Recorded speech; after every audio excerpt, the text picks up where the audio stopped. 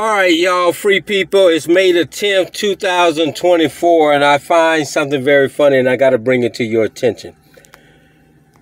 The former governor of Maryland, Larry Hogan, is now trying to run for the United States Senate. And in one of his commercials, he states that while he was governor, they fought making things into a sanctuary area, which is a total lie. Any person that would stand in your face and lie to you, you can't trust them. This individual, and I'm gonna Google it so you can see it. But as you see here, this is in 2021. Governor Martin O'Malley made Maryland, not O'Malley, that's the other bitch. Larry Hogan made Maryland a sanctuary state. And now he wants you people to vote for him and put him in the United States Senate, saying that people now should do away with making sanctuary areas. Ain't this some shit? This is why these corrupted individuals are making this country a haven of corruptness. This individual will sit in your face in a commercial and lie on you and hope that you forget what he did. Not on our watch. We're going to bring it to you. And it's a whole lot of them. And this is why we try to tell y'all, anybody that holds a government seat now in our government in the United States should be voted out, and let us put new blood in there and give them an opportunity to do the right thing. Now, mind you, Larry Hogan states, I'm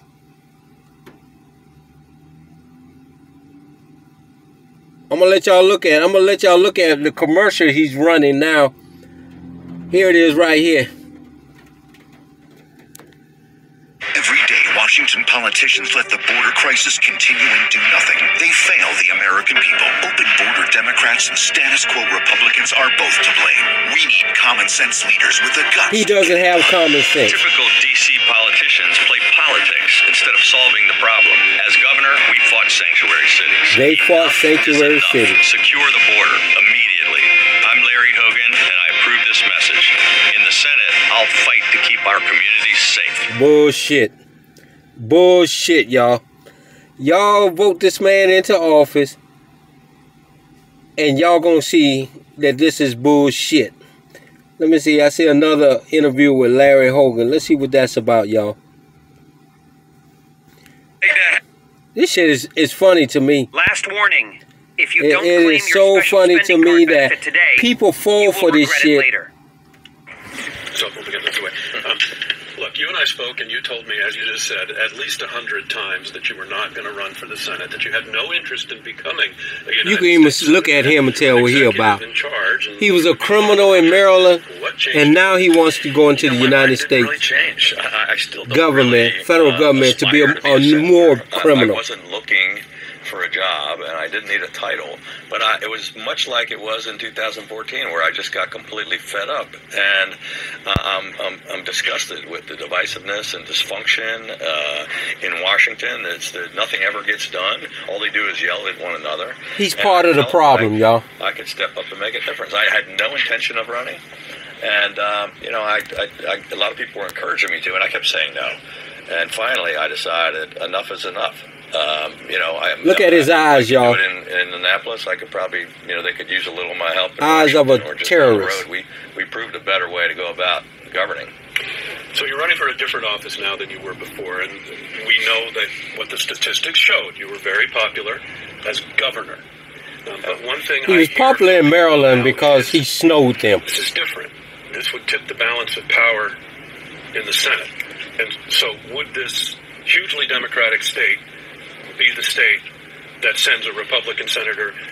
Well, it's hard to imagine that the bluest state in America is going to be the tipping point. I mean, we have not elected a Republican senator Anybody since 1980 when Ronald Reagan that will lie to you to your face. Races across the country. Nearly all you of can't them trust them. Are more likely to elect a Republican. 10 of them are very competitive states. And this man has lied. He even lied on his commercial. I imagine they're going to win several of those states. Obviously, they're going to win West Virginia, where Joe Manchin's decided not to run. But listen, they're going to win. Let me tell y'all free people something. So it's not going to. This ain't about voting for whoever's got this. This is about voting for people who are going to work for the American people. Look, I'm not afraid to stand up to the current president, the former president. Listen to this bullshit. My party or the other party.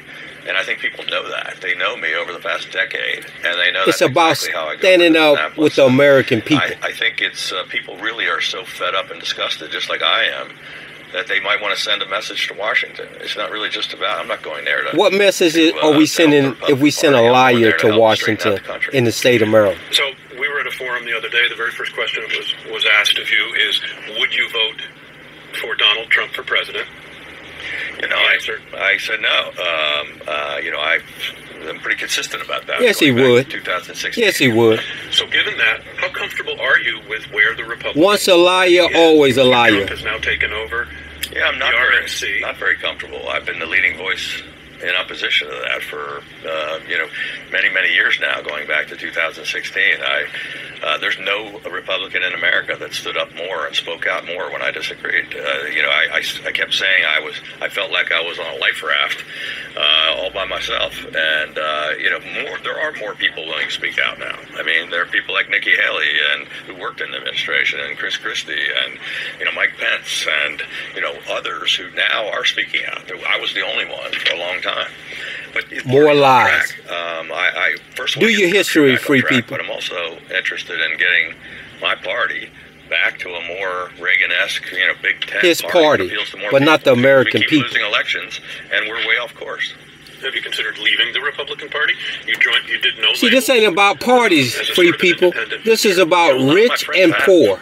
You know, people are leaving both parties in droves. Right now, 40% of the people in America are registered independent. And listen to what he's talking about, free people. Democrats are not the American people, but some stupid party, Republicans, Democrats. I decided. I mean, how about the American people? You should be worrying about. Folks.